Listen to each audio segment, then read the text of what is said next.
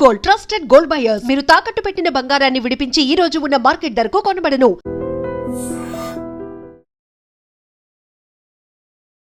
Hi hello welcome to iDream. నేను మీ కాజల్. ప్రస్తుతం మనతో పాటు certified financial planner Subhash Babu గారు ఉన్నారు. నమస్తే సార్. నమస్తే అండి. ఓకే, సో ఈ మధ్యకాలంలో మనం చూసుకున్నట్టయితే డిస్పైట్ ఆఫ్ ఆల్ నెగిటివిటీ, ఈ వార్ గురించి అవనివ్వండి, దేనివల్ల అయినా ఇంత నెగిటివ్ ఉన్నా మన స్టాక్ మార్కెట్స్ మాత్రం చాలా బాగుంటున్నాయి. Like it is going high and high. So next week ఎలా ఉండబోతుంది, లేకపోతే ముందు ఎలా ఉండబోతుంది? ఓకే, మన stock market is a barometer of the economic activity are sentiment of the country. Stock market ఒక పాయింట్ని రిప్రజెంట్ చేయదు, అంటే సెంటిమెంట్ మీద మార్కెట్స్ మూవ్ అవుతూ ఉంటాయి. అల్టిమేట్గా అవి వెళ్ళి సెటిల్ అయ్యేది మన ఇన్హరెంట్ స్ట్రెంగ్త్ మీద ఉండే ఫ్యాక్టర్స్ మీద అవి వెళ్ళి బేస్ అవుతుంది. అంటే ఒకరోజు పెద్ద ఆర్డర్ రాగానే స్టాక్ మీద పెరిగిపోతుంది, రేపొద్దు ఆర్డర్ మామూలుగా అయిపోయింది మళ్ళీ తగ్గిపోతుంది, అలా అంతే తప్ప it reacts to news and developments. Over time it stabilises at certain levels. అది ఎకనామిక్ యాక్టివిటీ ఆధారపడి ఉంటుంది. ఇందా మీరు చెప్పినట్టు మన ఇండియా పాకిస్తాన్ ఇష్యూస్ కానీ చాలా ఇష్యూస్, టారిఫ్ మీద యూఎస్ టారిఫ్ థ్రెట్స్ మీద వల్ల కానీ మన స్టాక్ మార్కెట్ కొంచెం ఆ న్యూస్ వల్ల ఎఫెక్ట్ అప్ డౌన్ చాలా అయింది మనకి. అది అప్ అండ్ డౌన్ ఎక్కువైంది యాక్చువల్గా. అంతేకాకుండా గత ఆగస్ట్ సెప్టెంబర్ నుంచి మన మార్కెట్స్ కరెక్షన్లో ఉన్నాయి. అవన్నీ అయిన తర్వాత ఫిబ్రవరి మార్చ్ టైంకి వచ్చేప్పటికి టారిఫ్ కూడా స్టార్ట్ అయింది. అది కూడా మళ్ళీ మార్కెట్ రియాక్ట్ అయింది. అవన్నీ సర్దుకున్నాక ఇండియా పాకిస్తాన్ గొడవ స్టార్ట్ అయింది. అది కూడా కొంచెం మనం అది పాజిటివ్గా మనం ఎండ్ చేసాం, మనం సక్సెస్ఫుల్గా చేసాం కాబట్టి మన మార్కెట్స్ బాగా రియాక్ట్ అయిన తర్వాత ఇప్పుడు ఒక ఫ్యూ డేస్ నుంచి మనం బాగానే గ్రోత్ చూస్తున్నాం స్టాక్ మార్కెట్కి.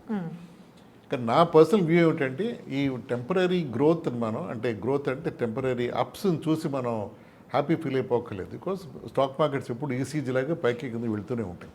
ఓకే, అది దట్స్ హౌ మార్కెట్స్ బిహేవ్.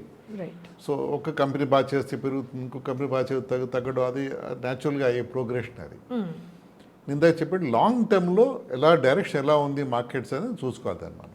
అది చూసుకుంటే మన ఇన్హరెంట్ మన జీడిపి నెంబర్స్ కానీ మన పాలసీ డెసిషన్స్ కానీ ఇవన్నీ కూడా మనకి హెల్ప్ఫుల్గా ఉంటాయి. మన ఎక్స్పోర్ట్స్, మన ఇవన్నీ ఇంపోర్ట్స్ అన్నీ కూడా ఉంటాయి. ఈ బ్యాక్గ్రౌండ్లో గట్టిగా చెప్పాలి అంటే ఇప్పుడు ఆయిల్ ప్రైసెస్ మనకి చాలా అట్రాక్టివ్గా ఉన్నాయి ఇండియాకి. ఇప్పుడు ఆయిల్ ప్రైసెస్ అంటే మనది బెస్ట్ టర్మ్స్లో ఉన్నాం ఆయిల్ ప్రైసెస్ పరంగా చూసుకుంటే. ఎందుకు ఆయిల్ ప్రైస్ మనకి అంత ఇంపార్టెంట్ అంటే మనకి biggest item which import is oil, crude oil. ఆ ఇంపోర్ట్ బిల్ కొంచెం ఇప్పుడు సాఫ్ట్వేర్ అయ్యి మనకి India has more money to spend for other areas. So oil prices తగ్గడంతో మనకి డెఫినెట్గా పాజిటివ్ స్ట్రోక్స్లో ఉన్నాం మనం. ఇన్ఫ్లేషన్ కూడా కొంచెం అండర్ కంట్రోల్ ఉంది గవర్నమెంట్కి, 3.54% అంటున్నారు.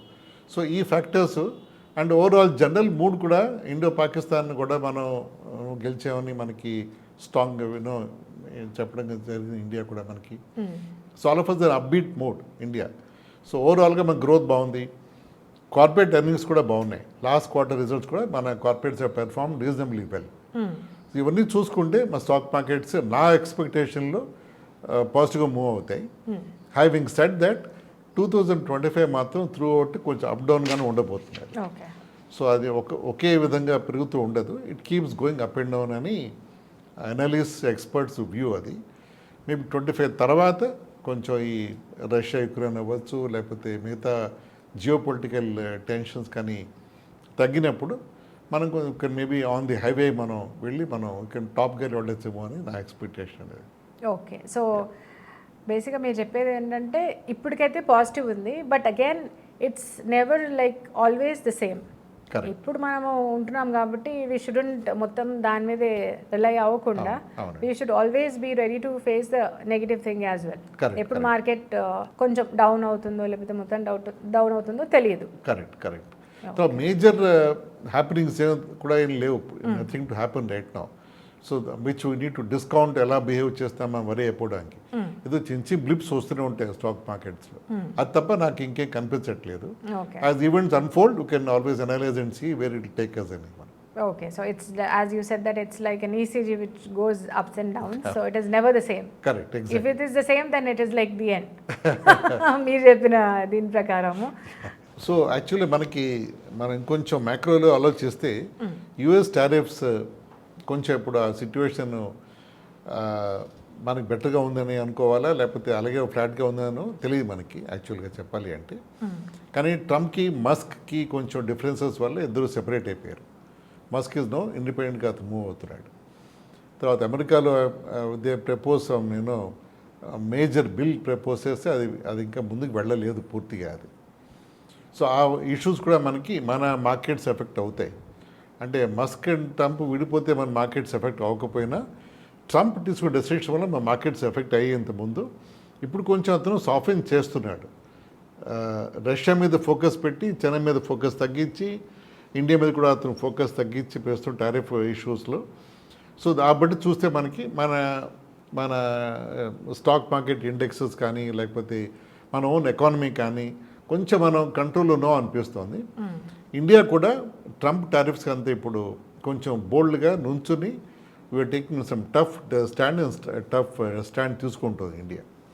అంటే ట్రంప్కి చెప్పిన యూఎస్ డెసిషన్స్ అన్నింటికి కంగారు పడిపోయి భయపడిపోయి కాకుండా we are taking some considered view. కొన్ని కోర్ట్స్లో యూఎస్ అంటే వరల్డ్ బ్యాంక్ అలాంటి ప్లేసెస్ కూడా ఇండియా దాన్ని అపోజ్ చేయడం, అంటే వాడి యూఎస్ పాలసీస్ని తప్పుపట్టి చూపించడం ఇండియా కొంచెం బోల్డ్గానే చెప్తామని అనుకోవాలి దీన్ని మనం. ఇవన్నీ కూడా అంటే డైరెక్ట్గా స్టాక్ మార్కెట్ ఎఫెక్ట్ కాకపోయినా ఇంపాక్ట్ అవుతాయి ఈ ఫ్యాక్టర్స్ కూడా మనకి.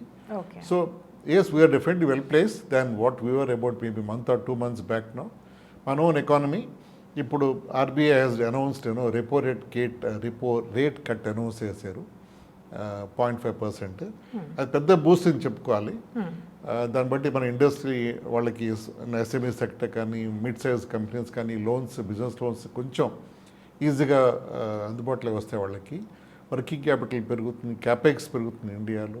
ఇవన్నీ కూడా బూస్ట్ చేస్తాయి ఎకానమీని బూస్ట్ చేయడం కోసం. ఇవన్నీ కూడా మంచి పాయింట్ వేస్తాయి. రేపు పొద్దున I'm sure market will see big uptick ఈ న్యూస్ వల్ల కూడాను. సస్టైన్ కూడా అవుతుంది అవుతుంది. అవునండి, repo rate and overall economic mood కూడా బాగానే ఉంది ఇప్పుడు. ఓకే, సో మొత్తానికి ఒకటి రెపో రేట్ వల్ల పెరుగుతుంది అని అంటున్నారు. At the same time also do not depend, ఎందుకంటే they is like stock market is all about ups and downs అని అంటున్నారు. So also be prepared but not so much downs అని చెప్తున్నారు ఇప్పుడు. కరెక్ట్. ఓకే అండి, సో చాలా చక్కగా చెప్పారు మన వ్యూవర్స్ అందరికీ. Thank you so much. Thank you.